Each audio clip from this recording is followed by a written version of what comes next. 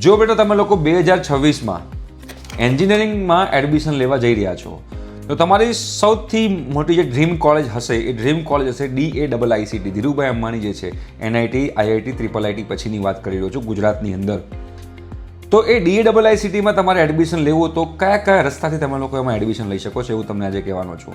અને તમારે બેટા 2026માં free of cost GUJCET board JEE નીટની પ્રિપેરેશન કરવી હોય તો સ્ક્રીન ઉપર એક નંબર આવે છે, એ નંબર પર તમે લોકો અમને કોન્ટેક્ટ કરી શકો છો. વોટ્સએપ મેસેજ કરવાનો છે તો અમારી ટીમ જે છે તમે લોકોને ગ્રુપમાં એડ કરી દેશે.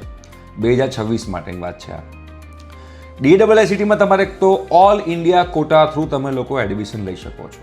એમાં તમારે JEE મેન્સની એક્ઝામ આપેલી હોવી જોઈએ છે, એના થ્રુ એડમિશન થાય છે, જેમાં ઇન્ડિયા લેવલના તમામ સ્ટુડન્ટ્સ એમાં પાર્ટિસિપેટ કરી શકે છે.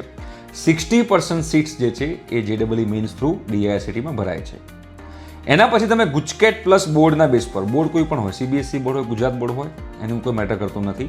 ગુજકેટ પ્લસ બોર્ડના રિઝલ્ટ ઉપર જે છે 25% સીટ્સ એમાં ભરાતી હોય છે, જેમાં તમારે 50% ગુજકેટના પર્સન્ટાઇલ અને 50% તમારા બોર્ડના પર્સન્ટાઇલ જે છે એ કન્સિડર થતા હોય છે.